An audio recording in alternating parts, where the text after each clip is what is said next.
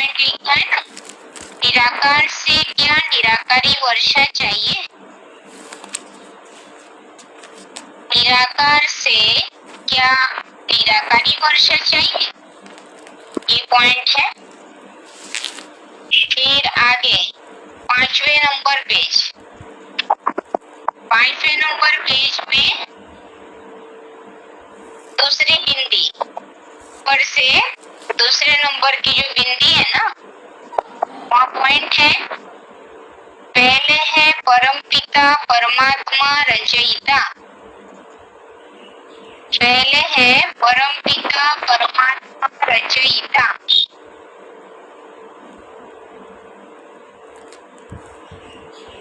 मिला। जो स्वर्ग के रचयिता और उनकी दैवी रचना, इस टॉपिक में हमने अभी 3 पॉइंट देखा। पहला था निराकार से क्या निराकारी वर्षा चाहिए। दूसरा देखे हैं लक्ष्मी नारायण और गॉडेस कहते हैं, अर्थात गॉड द्वारा यह वर्षा पाया है। फिर आगे 5वें नंबर पेज में दूसरा पॉइंट था, पहले है परमपिता परमात्मा रचयिता, पहले है परमपिता परमात्मा रचयिता। अब आगे की जो हेडिंग है, सत्ययोगी दैवी स्वराज्य आपका ईश्वरीय जन्मसिद्ध अधिकार है। सत्ययोगी दैवी स्वराज आपका ईश्वरीय जन्मसिद्ध अधिकार है। इस टॉपिक में इस पेज के सबसे लास्ट लाइन में पॉइंट है, 5 नंबर पेज में सबसे लास्ट पॉइंट है, लास्ट लाइन में ब्राह्मण बनना है, देवता भी यहाँ ही बनावेंगे। ब्राह्मण भी देवता भी यहाँ ही बनावेंगे, ये पॉइंट है। एक पेज पलट दीजिए, 6वें नंबर पेज, 6 नंबर पेज में देखिए पहला ही पॉइंट, जो कुल बिंदी डॉट है तो वो पहला वाला पॉइंट, जब जन्मसिद्ध अधिकार है, जन्म लेने से ही प्राप्त है, तब अधिकारी बन ही गए ना।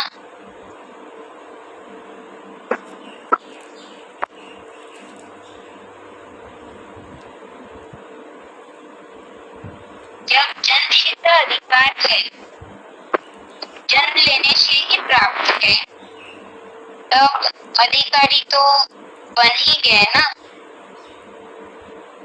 6वें नंबर पेज में पहला वाला पॉइंट, जब जन्मसिद्ध अधिकार है तो जन्म लेने से ही प्राप्त है, तब अधिकारी तो बन ही गए ना। अब इसके बाद और एक पॉइंट है, बिंदी के नीचे वाली जो बिंदी, उससे भी नीचे एक पॉइंट है, तुम बच्चों को सर्वगुण संपन्न 16 कला संपूर्ण यहाँ बनना है। तुम बच्चों को सर्वगुण संपन्न 16 कला संपूर्ण यहाँ अर्थात संगम युग पर बनना। अभी ये जो जन्मसिद्ध अधिकार है, इसमें 2 पॉइंट देखे हैं इस टॉपिक के लिए। पहला था ब्राह्मण भी यहाँ बनना है, 5वें नंबर पेज के लास्ट पॉइंट, ब्राह्मण भी यहाँ बनना है, देवता भी यहाँ ही बनावेंगे। और 6वें नंबर पेज में जब जन्मसिद्ध अधिकार है तो जन्म लेने से ही प्राप्त है, तब अधिकारी तो बन ही गए ना।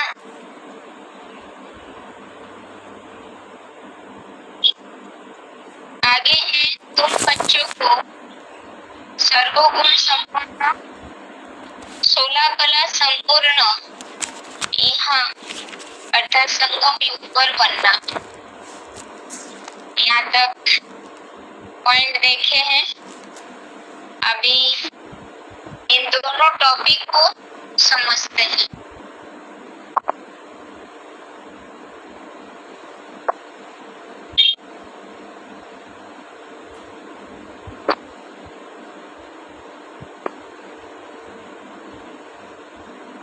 तो सबसे पहले हमने चित्र का परिचय समझा था,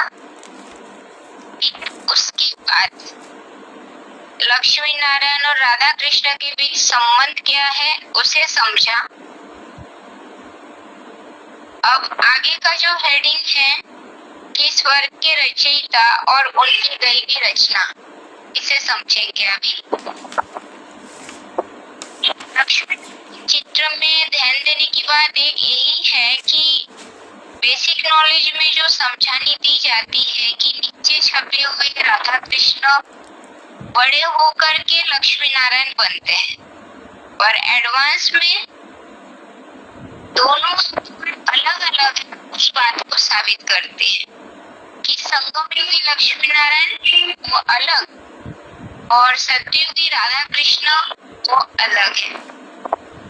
तो आगे जितने भी हेडिंग्स हैं उन हेडिंग्स के द्वारा हमें यही पता चलता है कि संगम युगी लक्ष्मी नारायण वो अलग है और नीचे के राधा कृष्ण अलग है।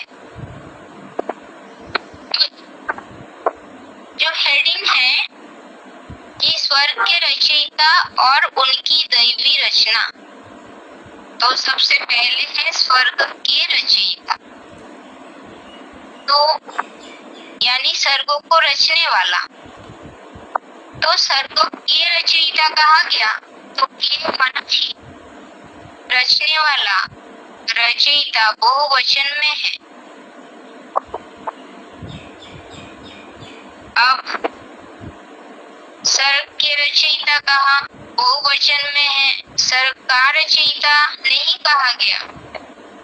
अब स्वर्ग का रचयिता होता तो निराकार शिव को हम कह सकते थे कि निराकार शिव जो है वो स्वर्ग को रचने वाला है।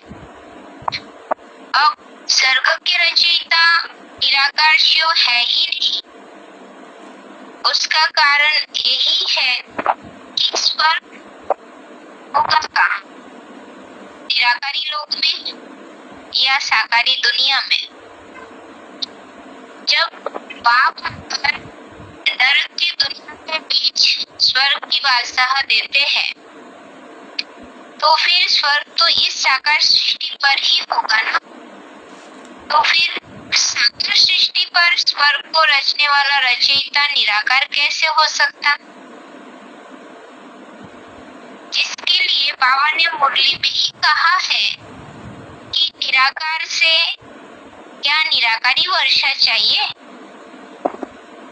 तो स्वर्ग का वर्षा, स्वर्ग तो साकार में है तो फिर साकारी वर्षा चाहिए, और फिर उस स्वर्ग को स्थापन करने वाला स्थापक या रचने वाला रचयिता वो साकार में ही होगा। अब अगर निराकार शिव को रचयिता समझा जाए तो निराकार शिव बाप और हम सभी आत्माएं, तो ये आत्मा परमात्मा की तो अनादि है, अविनाशी है, इन्हें रचने की तो बात ही नहीं। तो रचयिता जो है वो साकार में होना चाहिए, और रची वो चीज जाती है जो पहले से इस सृष्टि पर मौजूद नहीं होती है। तो परमात्मा आत्मा ये तो अनादि अविनाशी है, पहले से ही है, यहाँ तो रचयिता की बात ही है। फिर ये जो रचयिता और रचना का संबंध है तो साकार में ही संबंध होता है। जैसे हम उदाहरण के साथ देख सकते हैं कि जैसे कुम्हार है, मिट्टी का घड़ा रचने वाला कुम्हार, और मिट्टी इस सृष्टि पर मौजूद है, पर क्या आपस में कोई संबंध है? इसके बीच में कोई रचयिता रचनाकर्ता संबंध है ही नहीं। मिट्टी भी मौजूद है, कुम्हार भी मौजूद है, पर वो कुम्हार जब मिट्टी को घड़े का आकार देता है, यानी घड़ा तैयार करता है, तब वो जो तैयार हुआ घड़ा वो गया कुम्हार का रचना और कुम्हार हो गया रचयिता। तो इस प्रकार हम सभी आत्माएं इस सृष्टि पर हैं, पर आत्मा के पिता परमपिता परमात्मा शिव इस साकार सृष्टि पे आकर साकार तन का आधार लेकर रचयिता बनना पड़ता है। अब वो रचयिता स्वर्ग के रचयिता है कौन?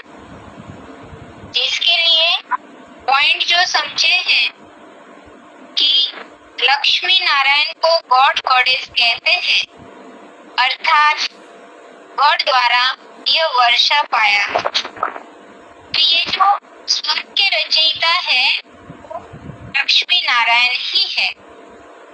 और आगे दैवी रचना कहा गया, तो यहाँ भी समझने की बात यही है कि दैवी रचना अर्थात देवताई रचना।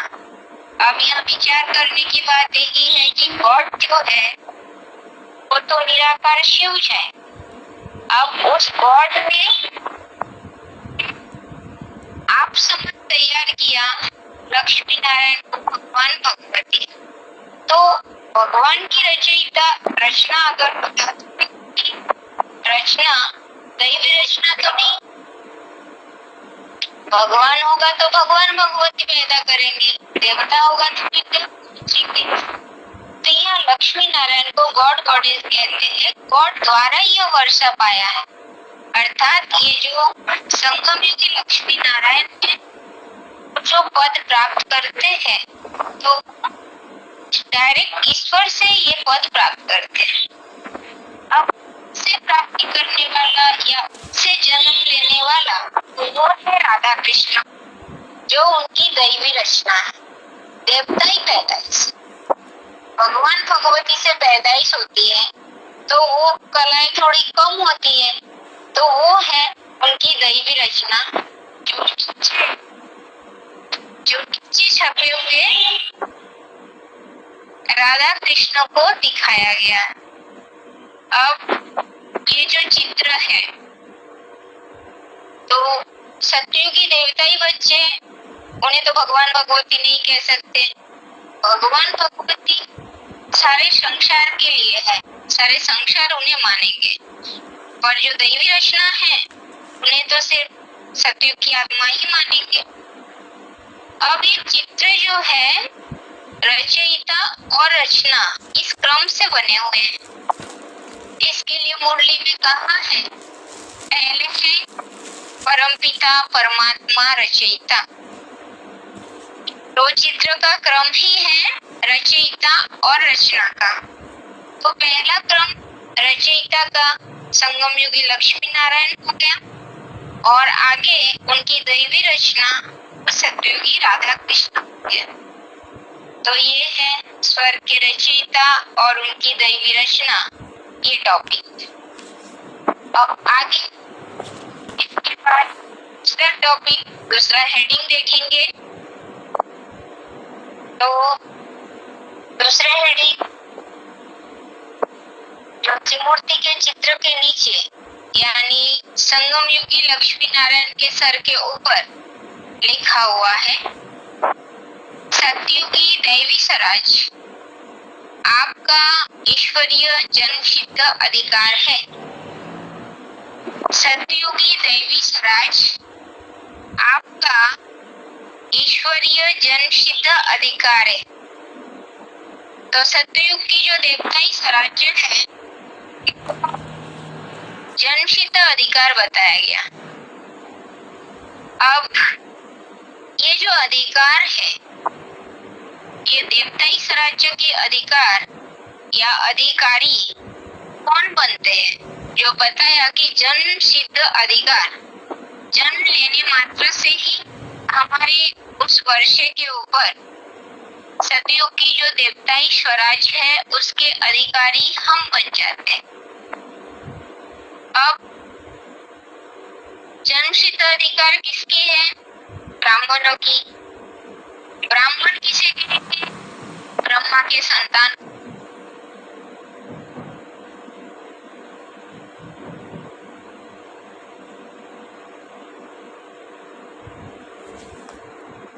अधिकार है ये देवताई स्वराज अधिकार या अधिकारी कौन बनते हैं? जो बताया कि जन्म सिद्ध अधिकार, जन्म लेने मात्र से ही हमारे उस वर्षे के ऊपर सतयुग की जो देवताई स्वराज है उसके अधिकारी हम बन जाते हैं। अब जन्म सिद्ध अधिकार किसकी है? ब्राह्मणों की। ब्राह्मण किसे? ब्रह्मा के संतान को। ब्रह्मा किसे कहा जाता है? जिसमें शिव बाप की प्रवेशता होती है। तो जो ब्रह्म वाक्य को सुनने वाले ब्रह्मा मुख से पैदाइश जो ब्राह्मण है, यानी जब हम ब्राह्मण आत्माएं ईश्वरीय जन्म, ईश्वर से ज्ञान सुना, जन्म लिया, तो जन्म लेने मात्र से ही ईश्वरीय प्रॉपर्टी के अधिकारी हम बन जाते हैं। अब एक उदाहरण के तौर पे देख सकते हैं कि जैसे लखपति करोड़पति के घर में जब बच्चा जन्म लेते हैं तो बच्चा जन्म लेने मात्र से ही पिता की जो प्रॉपर्टी होती है उस प्रॉपर्टी के वो अधिकारी बन जाते हैं।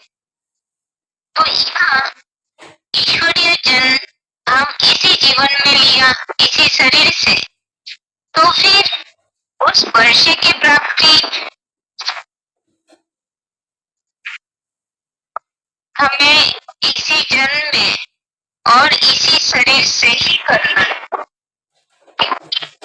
बाबा ने मुरली में कहा है ना, ब्राह्मण भी यहाँ बनना है, देवता भी यहाँ ही बनावेंगे। ब्राह्मण भी यहाँ बनना है, देवता भी यहाँ ही बनावेंगे। हम ब्राह्मण बनेंगे और ब्राह्मण से पुरुषार्थ करके फरिश्ता, फरिश्ता सो देवता। तो लोग ब्राह्मणों की दुनिया में तो ये पढ़ाई पढ़ाया जाता है कि इस जीवन में हम इस जन्म में पढ़ाई पढ़ रहे हैं, देवी देवता सत्युग के झांके बनेंगे। पर बाबा ने तो मुरली में बताया है कि जन्मसिद्ध अधिकार है। जब जन्मसिद्ध अधिकार है तो जन्म देने से ही प्राप्त है, अधिकारी तो बन ही गए ना। जब जन्मसिद्ध अधिकार है तो जन्म देने से ही प्राप्त है, अब अधिकारी तो बन ही गए ना। अब हमारा जन्म हुआ, हमने जन्म लिया, तो जन्म लेने से ही उस अधिकार के हकदार हम बन गए। तो दैवी स्वराज्य की राजधानी का वर्षा, सतयुगी वर्षा देवताई स्वराज्य की इसी जन्म में इसी शरीर से हमें प्राप्त करना है। क्योंकि जैसे लौकिक में भी अगर कोई बच्चे पढ़ाई पढ़ते हैं, जैसे कोई डॉक्टर बनने के लिए, इंजीनियर बनने के लिए, वकील जज आदि बनने के लिए पढ़ाई पढ़े, और उन्हें अगर कहा जाए कि पढ़ाई अभी पढ़ो और अगले जन्म में जाकर के डॉक्टर, वकील, बैरिस्टर आदि बन जाना, तो क्या कोई पढ़ेगा? लौकिक पढ़ाई पढ़ते हैं तो उस पढ़ाई की प्राप्ति इसी जीवन में ही होती है, और ये तो पारलौकिक पढ़ाई है, ईश्वर की पढ़ाई है। तो क्या ईश्वर की पढ़ाई की प्राप्ति हमें इस जीवन में संभव नहीं है? पॉइंट में बाबा ने तो यही बताया है कि जब जन्मसिद्ध अधिकार है तो अधिकारी तो बन ही गए, तो जन्म लेने से ही अधिकार सिद्ध हो गया। तो फिर ये जो देवताई स्वराज्य की वर्षा, तो ये हम बच्चों को इस जीवन में इस शरीर से ही प्राप्त करना है। शरीर शरीर छोड़ के लक्ष्मी नारायण बनने के लक्ष्य नहीं किया जा रहा है। यानी जीवन का ही लक्ष्य नर से नारायण, नारी से लक्ष्मी इस जीवन में इस शरीर से ही प्राप्त करना है, ना कि अगले। अब ये दो टॉपिक हमने समझा। एक बार इन दोनों टॉपिक को एक बार शॉर्ट में समझते हैं। सबसे पहले हमने ये समझा था कि स्वर्ग के रचयिता और उनकी दैवी रचना। तो जो स्वर्ग के रचयिता कहा, तो स्वर्ग को रचने वाला कोई निराकार शिव नहीं कहेंगे। निराकार शिव को हम नहीं कह सकते। उसका कारण ही यही है कि स्वर्ग साकार सृष्टि पर होगा। जब साकार सृष्टि पर स्वर्ग बनेगा तो फिर उसे रचने वाला रचयिता भी साकार में ही होना चाहिए। क्योंकि बाबा ने मुरली में प्रश्न पूछा है कि निराकार से निराकारी वर्षा चाहिए क्या? यानी शिव तो निराकार है, तो क्या उस निराकार से अभी निराकारी वर्षा चाहिए? स्वर्ग रूपी जब साकारी वर्षा चाहिए तो फिर रचने वाला रचयिता भी साकार में होगा। अब ये तो निराकार शिव आत्माओं के पिता और हम सभी आत्माएं, तो इसे तो रचने की बात ही नहीं। कारण क्या है? क्योंकि रची वो चीज जाती है जो पहले से इस सृष्टि पर मौजूद नहीं होता। एक उदाहरण देख सकते हैं कुम्हार और घड़े का। कुम्हार और मिट्टी इस सृष्टि पर मौजूद है, पर आपस में कोई संबंध नहीं। जब कुम्हार मिट्टी को घड़े का आकार देता है, घड़ा तैयार हो जाता है, तब घड़ा हो गया कुम्हार का रचना और कुम्हार हो गया रचयिता। इस प्रकार निराकार शिव जो सभी आत्माओं के पिता, उन्हें साकार सृष्टि रचने हेतु यानी नई दुनिया रूपी स्वर्ग की स्थापना हेतु साकार में ही आना पड़ता है, कोई तन का आधार लेना पड़ता है। तो बाबा ने मुरली में बताए हैं कि लक्ष्मी नारायण गॉड गॉडेस कहते हैं, अर्थात गॉड द्वारा यह वर्षा पाया है। तो भगवान से भगवान भगवती बनते हैं ये लक्ष्मी नारायण। लक्ष्मी नारायण भगवान भगवती हो गए तो वो स्वर्ग के रचयिता है। अब आगे बताया कि उनकी दैवी रचना, तो भगवान से भगवान भगवती की पैदाइश हुई, पर यहाँ रचना क्या बताया गया कि दैवी रचना। तो इससे साबित होता है कि जो भगवान भगवती है वो अलग है, वो है संगम युगी लक्ष्मी नारायण, और उनसे जन्म लेने वाले जो राधा कृष्ण है सतयुगी देवात्मा, तो उनकी दैवी रचना हो गई। तो वो दैवी रचना नीचे छपे हुए राधा कृष्ण हो गए और ऊपर हो गया संगम युगी लक्ष्मी नारायण जो स्वर्ग के रचयिता। बहुवचन में है क्योंकि रचना रचने के लिए दो की आवश्यकता होती है। और ये चित्र का क्रम इसी क्रम से बने हुए हैं, पहले रचयिता फिर रचना।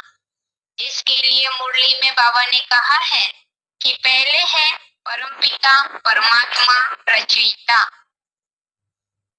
अब ये स्वर्ग के रचयिता और उनकी दैवी रचना, इस टॉपिक को समझे। अब आगे का जो टॉपिक था हेडिंग है सतयुगी दैवी स्वराज आपका ईश्वरीय जन्मसिद्ध अधिकार है। तो सत्ययुगी देवताई स्वराज्य के अधिकारी वो आत्माएं हैं जो ईश्वरीय जन्म लेते हैं। अब ईश्वरीय जन्म कौन लेता है? जो ईश्वर से जन्म लिया वो है ब्राह्मण। ब्राह्मण किसे कहते हैं? ब्रह्मा के औलाद को। ब्रह्मा उसे कहा जाता है जिसमें शिव बाप की प्रवेशता होती है। तो संगम में जो भी आत्माएं ब्रह्मा की औलाद बनते हैं यानी ईश्वर से जन्म लेते हैं, सभी आत्माएं ईश्वर से प्राप्ति करने के अधिकारी बन जाते हैं। क्योंकि प्राप्ति जो देवता स्वराज्य की वर्षा, तो इसकी प्राप्ति कोई अगले जन्म का लक्षण ईश्वर आके नहीं दे रहे। इसके लिए बाबा ने मुरली में कहा ब्राह्मण भी यहाँ बनना है, देवता भी यहाँ ही बनावेंगे। यानी ब्राह्मण बन के फिर देवता बनना, ब्राह्मण फरिश्ता सो देवता। तो इसी जन्म में इसी शरीर से देवी देवता बनेंगे। तो नर से नारायण, नारी से लक्ष्मी बनने का जो लक्ष्य है, जीते जी प्राप्त करने की बात बताई गई। तो बाबा ने मुरली में बताया, जब जन्म सिद्ध अधिकार है तो जन्म लेने से ही प्राप्त है, तब अधिकारी तो बन ही गए ना। तो हम जैसे लखपति करोड़पति के घर में कोई बच्चा जन्म लेता है, तो जन्म लेने मात्र से ही पिता के प्रॉपर्टी के वो हकदार बन जाते हैं। तो यहाँ भी जब हमने ईश्वर से जन्म लिया तो फिर ईश्वरीय प्रॉपर्टी के हकदार हम बन ही गए। अब लक्ष्य दिया गया है नर से नारायण, नारी से लक्ष्मी, इसी जीवन में इसी शरीर से प्राप्त करने का। ऐसे नहीं कि शरीर छोड़ के सतयुग में जाकर हम देवी देवता बनेंगे। पढ़ाई अभी पढ़ रहे हैं तो प्राप्ति भी अभी करनी है। अब लौकिक दुनिया में भी देख सकते हैं, जो बच्चे स्कूल के स्टूडेंट, कॉलेज के स्टूडेंट जो पढ़ाई पढ़ते हैं डॉक्टर, इंजीनियर, मास्टर आदि बनने के, उन्हें अगर कहा जाए कि इस जन्म में पढ़ाई पढ़ो और अगले जन्म में जाके ये पद प्राप्त कर लेना, तो कोई पढ़ेगा नहीं। लौकिक पढ़ाई की प्राप्ति इसी जीवन में ही प्राप्त कर लेते हैं, तो फिर ये तो अलौकिक पढ़ाई। तो फिर अलौकिक पढ़ाई की प्राप्ति क्या इस जीवन में प्राप्त नहीं होगा? तो ये जन्मसिद्ध अधिकार यानी नर से नारायण, नारी से लक्ष्मी बनने का जो पद है, वो हमें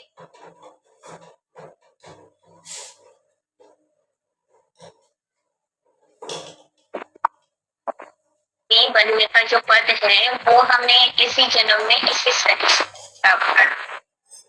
ये जन्मसिद्ध अधिकार वाला जो टॉपिक है, वो तो अभी हम समझे।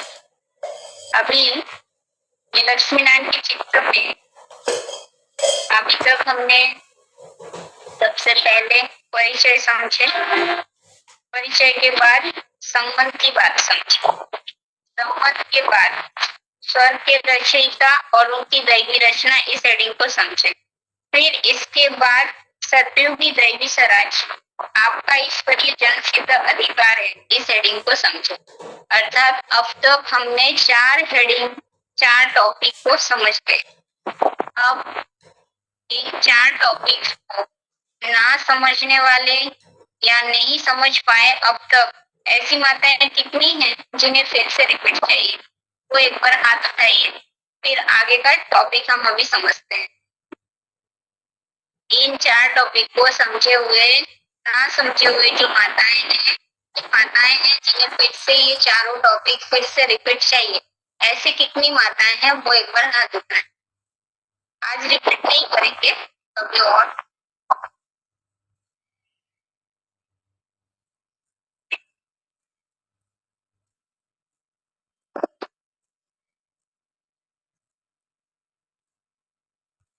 ठीक है, ठीक है, काफी माताएं हैं। आगे देखते हैं, हम आगे का समझेंगे, आगे का टॉपिक।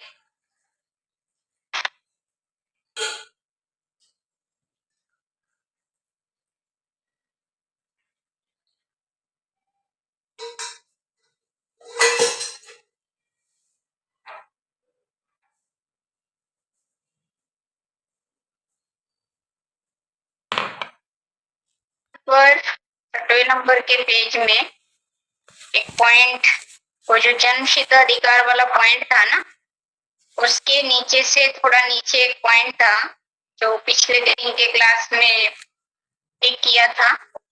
वो पॉइंट फिर से एक बार, तुम बच्चों को सर्वगुण संपन्न, 16 कला संपूर्ण, यहाँ अर्थात संगम युग पर बनना। तुम बच्चों को सर्वगुण संपन्न, 16 कला संपूर्ण, यहाँ अर्थात संगम युग पर बनना है।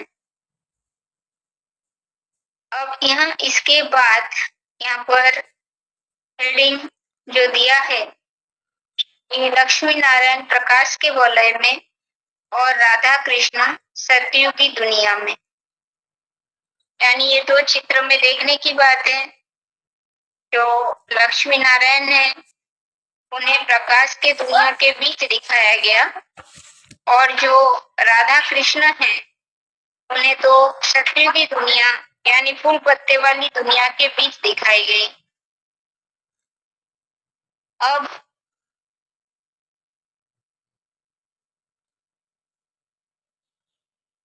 इससे ये पता चलता है कि संगम युगी लक्ष्मी नारायण की दुनिया अलग है, और जो नीचे छपे हुए राधा कृष्ण है जो सत्य की दुनिया से कनेक्टेड है वो अलग। अब अंतर क्या दिखाया गया दोनों में, तो हम देखेंगे कि लक्ष्मी नारायण को रोशनी की ओर यानी लक्ष्मी नारायण के सर से लेकर के पैर तक पूरा की रोशनी दिखाया गया। तो ये जो है ये रोशनी ये कोई सिर्फ पवित्रता के लिए नहीं कहा जा रहा। पवित्रता का वलय जो है, पवित्रता की वलय जो है वो सर के चारों ओर दिखाया गया, शरीर के चारों ओर नहीं। तो यहाँ देखेंगे कि राधा कृष्ण वाली आत्मा जो है उनके सर के चारों ओर लाइट दिखाया गया, प्रकाश दिखाया गया, पर शरीर के चारों ओर नहीं। पर ये जो लक्ष्मी नारायण अर्थात संगम युगी लक्ष्मी नारायण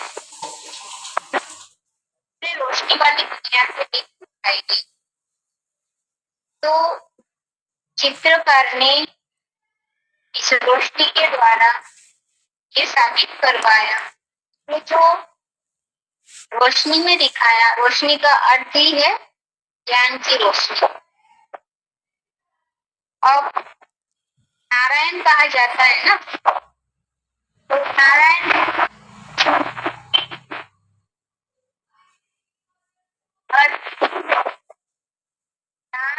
अर्थात ज्ञान जल, आयन अर्थात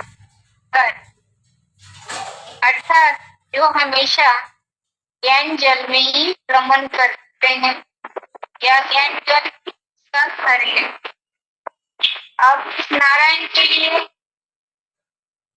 बाबा बोलते हैं कि नारायण का व्यक्तित्व ऐसे है, चाहे टेलीविजन देखता हूँ चाहे न्यूज़पेपर पढ़ता, हर बात में बेहद की बातें यानी ज्ञान की बातें उठाते, तो वो हमेशा ज्ञान जल में ही रमन करता हुआ। नारायण को पूरा रोशनी में दिखाया गया, माना ही वो संगम की दुनिया से कनेक्टेड है और ज्ञान रखते हैं। अब ये जो संगम युगी लक्ष्मी नारायण जिनके सर से लेके पैर तक रोशनी दिखाई और ज्ञान की रोशनी ज्ञान के प्रकाश इसे दिखाया गया। और जो सतयुगी राधा कृष्ण है वो संगम युगी दुनिया से इतने कनेक्टेड नहीं है, वो आत्माओं में इतने ज्ञान की प्रकाश नहीं है, और तो उनके जो प्रकाश है तो सत्युग में सब आत्मिक स्थिति में होते हैं, तो वो आत्मिक स्थिति में रहते हैं और सर के चारों ओर जो प्रकाश दिखाया गया है वो उनमें भी पवित्रता की शक्ति है, तो पवित्रता के प्रकाश तो वो सर के चारों ओर दिखाया गया पवित्रता का वलय। तो संगम युगी लक्ष्मी नारायण अलग हुए, तो ज्ञान की दुनिया में रमन करते हैं जिन्हें बीच में छपे हुए दिखाया है, और सतयुगी राधा कृष्ण वो अलग है, तो सतयुग से कनेक्टेड है यानी प्राकृतिक सौंदर्य के बीच में रहने वाली आत्माओं में इतनी ज्ञान की प्रकाश नहीं होता, पर पवित्रता का वलय रहेगा, पवित्र होते हैं और ज्ञान की सार आत्मिक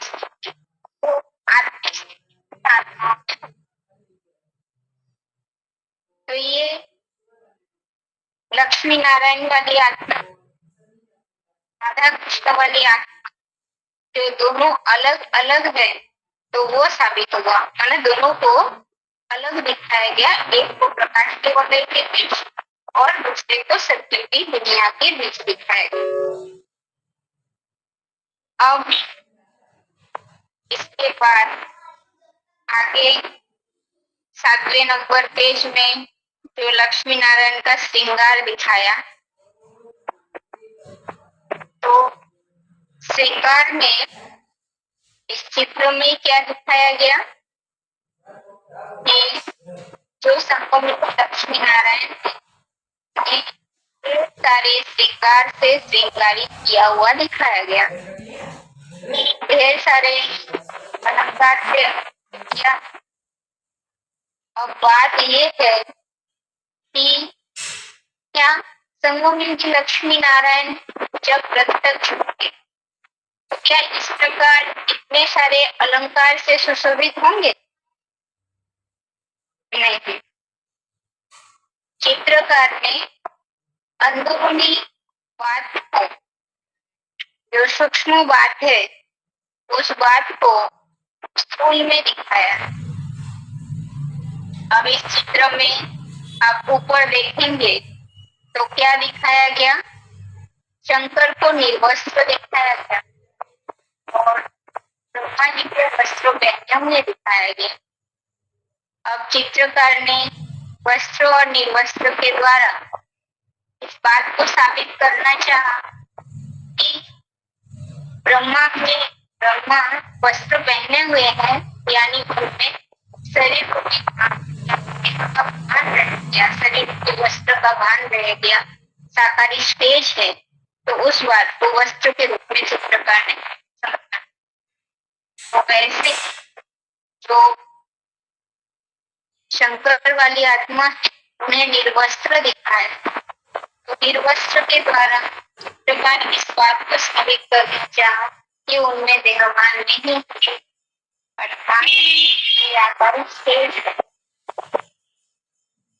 तो जैसे चित्र में ब्रह्मा और शंकर वाली आत्मा को वस्त्र और निर्वस्त्र के द्वारा स्टेज को दिखाया गया, साकारी और निराकारी स्टेज, तो इस प्रकार ये जो लक्ष्मी नारायण वाली आत्मा है, इन्हें इतने सारे वस्त्राभूषण अलंकार दिखाया गया, ये उन आत्माओं के अंदर जो दिव्य शक्ति भरी हुई, उस बात को चित्रकार कैसे समझाए? अब उस बात को, यानी लक्ष्मी नारायण के अंदरूनी गुण और शक्तियों समझाने हेतु भी स्थूल श्रृंगार से श्रृंगारित किया। बाकी संभव इस प्रकार इतने सारे तामझाम पहनकर प्रत्यक्ष होने की बात है नहीं। ये तो एक साधारण उदाहरण के साथ आप समझ सकते। जैसे कोई व्यक्ति जब कोई ड्रामा प्ले करता है, नाटक करता है, तो कोई देवी का रूप धारण करता है या कोई करता है जिसमें ढेर सारे श्रृंगार पहनना पड़ता हो। अब श्रृंगार की वजन इतनी है, अब क्या कोई व्यक्ति चाहेगा लंबे समय तक सारे श्रृंगार को धारण करके रहे? तो ये जो लक्ष्मी नारायण है, ये तो इतने सारे तामझाम दिखाया गया है, तो इस प्रकार से प्रत्यक्ष होने की बात है ही नहीं। ये उनके दिव्य गुण और दिव्य शक्तियों को चित्रकार ने चित्रित करना चाहिए, समझाना चाहिए, जो चित्र में दिखाया गया। अर्थात स्थूल श्रृंगार नहीं, दिव्य गुण और दिव्य शक्तियों का श्रृंगार। अब हमने दो छोटे छोटे टॉपिक को समझा। श्रृंगार का टॉपिक तो आगे बढ़ा है, तो एक एक श्रृंगार फिर आगे की क्लास में समझते हैं, पर आज के लिए तो इसे से समझते हैं। जो लक्ष्मी नारायण को प्रकाश के बोले दो टॉपिक समझे हैं कि लक्ष्मी नारायण को प्रकाश के बोले के बीच और राधा कृष्ण को सत्ययुगी दुनिया के बीच दिखाया गया, और दूसरा टॉपिक समझे थे लक्ष्मी नारायण का श्रृंगार। तो ये जो लक्ष्मी नारायण को प्रकाश के वलय में और राधा कृष्ण को सत्ययुगी दुनिया के बीच दिखाई गई। तो प्रकाश था ना, ज्ञान की प्रकाश, जो प्रकाश लक्ष्मी नारायण के सर से लेकर पैरों तक रोशनी की रोशनी दिखाई गई। दूसरी ओर सत्ययुग की राधा कृष्ण को तो फूल पत्ते वाली दुनिया के बीच दिखाई गई। अब फूल पत्ते वाली जो दुनिया दिखाई गया, तो उस दुनिया में है राधा कृष्ण वाली आदमी, जिनकी सर के चारों ओर प्रकाश दिखाया गया, पूरे शरीर के चारों ओर। तो लक्ष्मी नारायण को पूरे शरीर के चारों ओर प्रकाश दिखाया गया। ये जो पूरे शरीर के चारों ओर प्रकाश, तो इससे ये साबित होता है कि ये ज्ञान के रोशनी में ही रत रहने वाला। तो ज्ञान के रोशनी में रत रहने का मतलब नारायण का अर्थ ही है नर, नार और आयन। नार मन ज्ञान जल और आयन मन, यानी जिनके ज्ञान जल भी घर हो, अर्थात दुनिया में जैसे क्षीर सागर में नारायण को दिखाया जाता है, तो हमेशा ज्ञान की बातों में ही रमन जिसकी बुद्धि करती है, टेलीविजन देखता हो, अखबार पढ़ता हो, हर बात से ज्ञान की बातें, बेहद की बातें ही निकल जाती, तो वो है नारायण। तो जो ज्ञान की प्रकाश सर से लेके पैरों तक दिखाया गया। अब दूसरी ओर जो राधा कृष्ण वाली आत्मा है, तो सत्ययुगी दुनिया में आत्मिक स्थिति होगी और वो आत्मा पवित्र होंगे, तो उनकी पवित्रता का फल सर की चारों ओर दिखाई दे। ज्ञान की रोशनी में ही आत्मिक स्थिति के साथ, ज्ञान के साथ तो आत्मिक स्थिति, तो वो आत्मा आत्मिक स्थिति में रहते हैं और पवित्र होते हैं, इस सर की चारों ओर रोशनी दिखाई दे। तो ये चित्र में दोनों को दोनों अलग अलग दुनिया में दिखाया गया, वो समझ।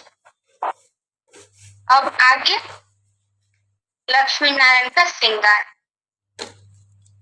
तो श्रृंगार, इस श्रृंगार में दिखाया गया कि संगमयुगी लक्ष्मी नारायण को ढेर सारे श्रृंगार से श्रृंगारित किए हुए सजाए थे। तो बात यही है, क्या संगमयुगी लक्ष्मी नारायण जब लक्ष्मी नारायण के रूप में प्रत्यक्ष होंगे, तो क्या इतने सारे श्रृंगार से श्रृंगारित किए होंगे? ये उनके अंदर के जो दिव्य गुण है, दिव्य शक्तियां, संपूर्ण शक्तियों को धारण करने के कारण ही देवी देवता बने, लक्ष्मी नारायण बने। तो उन गुण और शक्तियों को चित्रकार समझाने इस प्रकार के श्रृंगार से श्रृंगारित किए। जैसे इस चित्र में ही ऊपर आप देखेंगे, ब्रह्मा को वस्त्र पहने हुए दिखाया। तो त्रिमूर्ति का चित्र है, इस लक्ष्मी नारायण के चित्र में ही ऊपर जो छपे हुए हैं, इसमें दिखाया गया कि ब्रह्मा वस्त्र पहने हुए हैं और शंकर निर्वस्त्र है। तो इसके द्वारा चित्रकार इस बात को समझा कि ब्रह्मा में देहभान यानी शरीर का भान रह गया, शरीर रूपी वस्त्र का भान रहा, साकारी स्टेज है, तो उस बात को इस प्रकार दिखाया। दूसरी ओर शंकर को निर्वस्त्र दिखाया, जिसके द्वारा ये समझाना चाहा कि शंकर में देहभान है ही नहीं, तो देहभान रहित स्टेज। तो चित्रकार साकारी और निराकारी स्टेज को समझाने हेतु वस्त्र और निर्वस्त्र के द्वारा बता रहे। तो वैसे ही ये जो संगमयुगी लक्ष्मी नारायण इतने सारे तामझाम अलंकार से सुशोभित है, तो ये और दिव्य शक्तियां हैं। तो इस दिव्य गुण को, दिव्य शक्तियों को चित्रकार स्थूल श्रृंगार, स्थूल बाहरी रूप से स्थूल श्रृंगार के द्वारा श्रृंगारित किए। तो इसलिए तो बाहरी चीज है नहीं, पर अंदर की बात को बताने के लिए, समझाने के लिए स्थूल रूप में श्रृंगार के द्वारा स्पष्ट किया गया। तो ये है स्थूल श्रृंगार। श्रृंगार की बात। अब आगे एक एक जो श्रृंगार से श्रृंगारित दिखता है उसे हम समझेंगे, पर उसके लिए एक अभी आगे का 2-3 पॉइंट है, पॉइंट्स पे एक बार टिक करते हैं। सबसे पहले 7वें नंबर पेज में जो श्रृंगार में एक एक है ना, बिंदी, ताज, पेज पलटेंगे तो फिर ताज के लिए ही एक पॉइंट है 8वें नंबर पेज में, पहला बिंदी। 8 नंबर पेज में पहला बिंदी है, ताज है जिम्मेवारी का, स्वयं की जिम्मेवारी और विश्व की जिम्मेवारी। 8वें नंबर पेज में पेज नंबर 1 पॉइंट है, पहला ही बिंदी देखिएगा, उस पॉइंट में उस बिंदी में पॉइंट एक ही है, ताज की जिम्मेवारी का, स्वयं की जिम्मेवारी और विश्व की जिम्मेवारी। अब आगे जैसे चिंदी, तिलक, चमक, काजल, नथनी, लाली, हर्षित मुख, चेहरे की चमक, ये जो भी है आगे जितने भी श्रृंगार है तो इन श्रृंगारों को समझानी दे देंगे, पॉइंट याद रखेंगे, फिर समझानी देना है, शॉर्ट में वो भी समझाने देंगे। और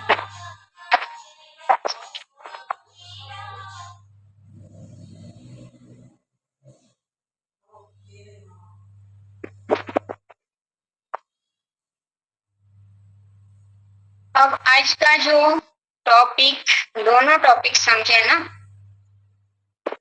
तो ये जो 2 टॉपिक है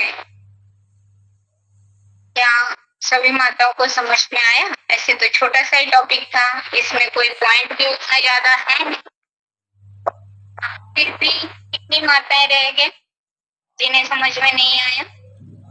एक बार हाथ उठाएंगे। आज के 2 टॉपिक हुआ है, वो किन माताओं को नहीं समझ में आया वो एक बार हाथ उठाएं।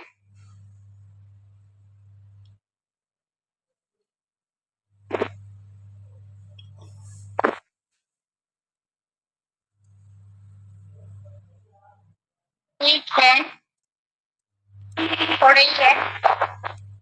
ऐसे कल मंगलवार है तो कल के क्लास में कोर्स तो नहीं होगा,